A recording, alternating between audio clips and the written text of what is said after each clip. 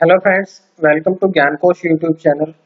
आज है 6 अगस्त और 6 अगस्त से जितने भी करंट अफेयर्स बनेंगी वो हम आज की वीडियो में चर्चा करेंगे। इसका पीडीएफ आपको ज्ञान कोश यूट्यूब चैनल के डिस्क्रिप्शन में मिल जाएगा या ज्ञान कोश नाम से ही टेलीग्राम चैनल है और ज्ञान कोश नाम से ही फेसबुक पेज है। आप कहीं से भी इसके पीडीएफ को डाउनलोड कर सकते हैं और इसके डिस्क्रिप्शन में और भी लिंक दिए हुए हैं, आप लोग वो भी पढ़ लीजिएगा। तो चलिए शुरू करते हैं आज की कुछ महत्वपूर्ण करंट अफेयर्स। सबसे पहला क्वेश्चन, गुयाना के नए प्रधानमंत्री बने हैं। तो देखिएगा, जैसे कि कल हमने बताया था राष्ट्रपति के बारे में, अब हम बता रहे हैं कि गुयाना के नए प्रधानमंत्री भी बने हैं। तो गुयाना के नए प्रधानमंत्री कौन बने हैं? तो Mark Anthony Phillips. Mark Anthony Phillips अर्थात ऑप्शन ए सही रहेगा। तो उन्हें मार्क एंथोनी फिलिप्स को अब गुयाना का नया प्रधानमंत्री नियुक्त किया गया है। इससे पहले अगर बात करें तो वे रक्षा बल के पूर्व चीफ ऑफ स्टाफ भी रह चुके हैं और वे सेवानिवृत्त ब्रिगेडियर भी रह चुके हैं। सन 2013 से 2016 तक वे रक्षा बल के चीफ ऑफ स्टाफ रहे थे। उनके साथ ही जो एक नियुक्ति और भी की गई है, जो भरत जगदेव है, जो कि ऑप्शन बी में लिखा है, भरत जगदेव की भी नियुक्ति की गई है, जो कि उपराष्ट्रपति के रूप में उनकी नियुक्ति की गई। तो ध्यान रखिएगा, प्रधानमंत्री बने हैं मार्क एंथोनी फिलिप्स और उपराष्ट्रपति बने हैं भरत जगदेव। तो ये दोनों की दोनों नियुक्तियां आप लोग याद रखिएगा। अब ये गुयाना के नए प्रधानमंत्री बने हैं, तो गुयाना के बारे में हम कुछ बातें पढ़ लेते हैं। अगर बात करें गुयाना के राष्ट्रपति की, तो गुयाना के राष्ट्रपति है मोहम्मद इरफान अली।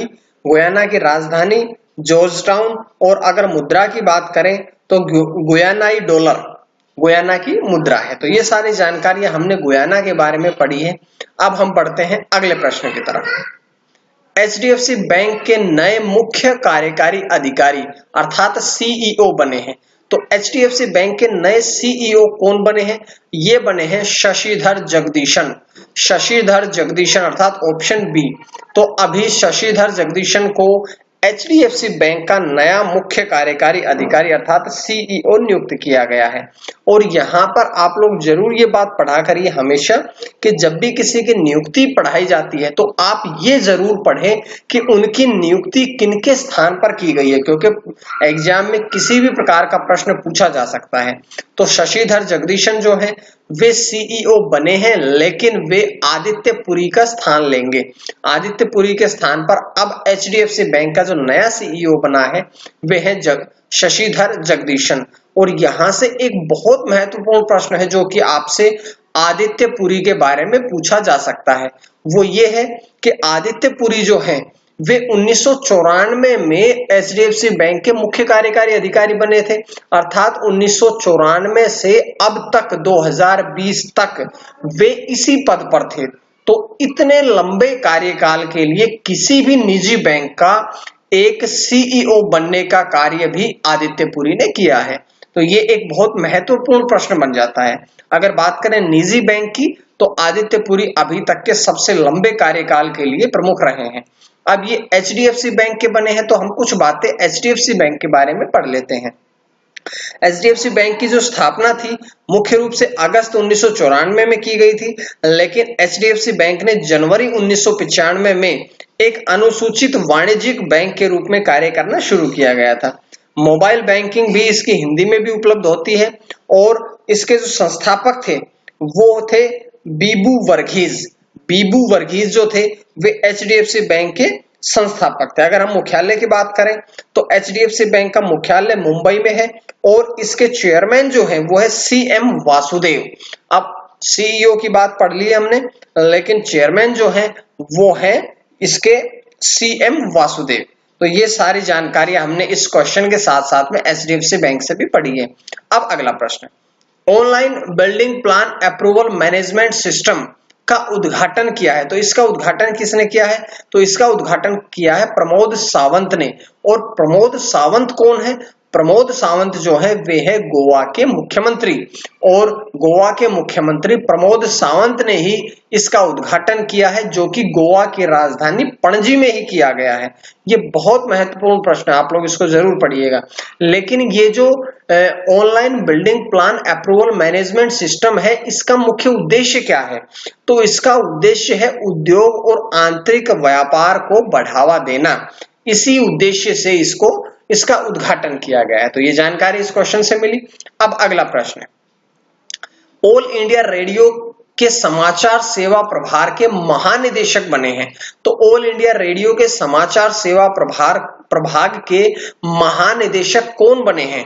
तो अभी बने हैं जयदीप भटनागर, अर्थात ऑप्शन बी, जयदीप भटनागर जो है वे अभी महानिदेशक बने हैं, और वे पूर्व भारतीय सूचना सेवा अधिकारी भी रह चुके हैं।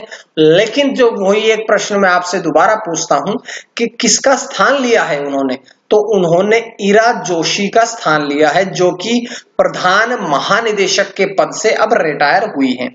ईरा जोशी के स्थान पर अब ऑल इंडिया रेडियो के समाचार सेवा प्रभाग के महानिदेशक बने हैं जयदीप भटनागर। ये क्वेश्चन हम लोगों ने अब पढ़ लिया है। अब वो ऑल इंडिया रेडियो के बने हैं महानिदेशक, तो हम कुछ बातें ऑल इंडिया रेडियो के बारे में भी पढ़ लेते हैं। ऑल इंडिया रेडियो की अगर हम बात करें, इसकी लॉन्च तारीख की, ये कब लॉन्च किया गया था? तो ये 23 जुलाई 1927 में लॉन्च किया गया था। इसके जो ओनर है या इसकी कहे मात्र कंपनी जो है वो है प्रसार भारती। इसका मुख्यालय जो है वो नई दिल्ली में है। और एक प्रश्न और भी इंपॉर्टेंट होता है यहाँ से कि जो ऑल इंडिया रेडियो है, इसका मोटो क्या है, इसका उद्देश्य क्या है, इसका स्लोगन क्या है? तो इसका स्लोगन है संस्कृत भाषा का बहुजन हिताय बहुजन सुखाय। एक बार दोबारा बताता हूं, बहुजन हिताय बहुजन सुखाय, ये इसका मोटो है। तो ये जानकारी इस क्वेश्चन से मिली। अब बढ़ते हैं अगले प्रश्न की तरफ। विशेष कोड टू विन, ये एक पुस्तक है, इसका विमोचन किया गया है। ध्यान रखिएगा, इसका विमोचन किया गया है, अभी लॉन्च नहीं हुई है ये पुस्तक। ये पुस्तक अभी लॉन्च नहीं हुई है, अभी केवल इसका विमोचन किया गया है, विशेष कोड टू विन। लेकिन इसके लेखक या लेखिका कौन है? तो इसकी लेखिका है निरुपमा यादव। निरुपमा यादव जो है वो मुख्य रूप से स्पोर्ट्स वुमन है, जिन्होंने एक नई पुस्तक लिखी है जिसका नाम है विशेष कोड टू विन। इसका प्रकाशन हाउस की बात करें तो ब्लू रोज प्रकाशन हाउस से इसे प्रकाशित किया जाएगा। और इस पुस्तक का जो लॉन्च डेट है वो है 29 अगस्त। 29 अगस्त क्यों? क्योंकि 29 अगस्त को ही राष्ट्रीय खेल दिवस भी होता है, और राष्ट्रीय खेल दिवस के उपलक्ष्य में ही इस पुस्तक का लॉन्च भी किया जाएगा। और क्योंकि स्पोर्ट्स वुमन थी तो वो स्पोर्ट्स डे पर ही इसे लॉन्च करेंगे। तो ये इस क्वेश्चन से जानकारी। अगला प्रश्न, नोबेल शांति पुरस्कार विजय जॉन ह्यूमन का निधन हुआ है। तो ये नोबेल पुरस्कार विजेता थे, जिनका संबंध किससे था, कौन से देश से था? तो इनका संबंध था आयरलैंड से। आयरलैंड से इनका संबंध था, जो कि उत्तरी आयरलैंड के प्रमुख राजनेता रह चुके हैं। लेकिन इन्होंने अनेक कार्य किए हैं। मुख्य रूप से अगर देखा जाए तो नोबेल शांति पुरस्कार इनको प्रदान किया गया था, क्योंकि उत्तरी आयरलैंड में इन्होंने जो कार्य किए थे वो लोगों को एकीकृत करने के कार्य किए थे। 1998 में इन्हें नोबेल पुरस्कार दिया गया था।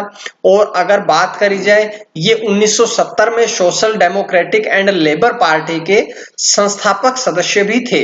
इन्होंने 1979 से 2001 तक पार्टी का नेतृत्व भी किया था। तो ये बहुत सी जानकारियां हैं हमने जो इस क्वेश्चन से संबंधित पढ़ी है। अब अगला प्रश्न, फिट इंडिया टॉक्स शुरू किया गया। इससे पहले भी हम पिछले महीने पढ़ चुके हैं फिट इंडिया टॉक्स के बारे में, लेकिन अब दोबारा से इसे शुरू किया गया। और उन्होंने इसको शुरुआत इसकी अब किसने करी है? तो रमेश पोखरियाल निशंक और किरेन रिजिजू दोनों ही इसकी शुरुआत या इसको शुभारंभ करने के समय उपस्थित थे। अर्थात इसका ऑप्शन हो जाएगा ऑप्शन सी के रमेश पोखरियाल निशंक और किरेन रिजिजू दोनों ही उस समय उपलब्ध थे।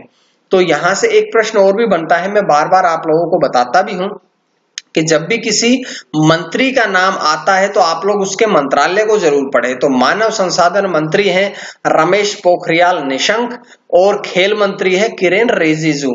दोनों ही ये हमने इनके मंत्रालय को भी पढ़ा है। अब फिट इंडिया टॉक्स का जैसे हम पहले भी चर्चा कर चुके हैं, इसका मुख्य उद्देश्य क्या होता है? तो जो फिट इंडिया टॉक्स है इसका मुख्य उद्देश्य ये होता है कि जो स्कूली बच्चे हैं उनको खेल की तरफ प्रेरित करने के लिए जो देश के शीर्ष खिलाड़ी हैं उनकी बच्चों के साथ बात कराई जाती है ताकि बच्चे खेल के प्रति जागरूक हो सके, प्रेरित हो सके उन सभी से।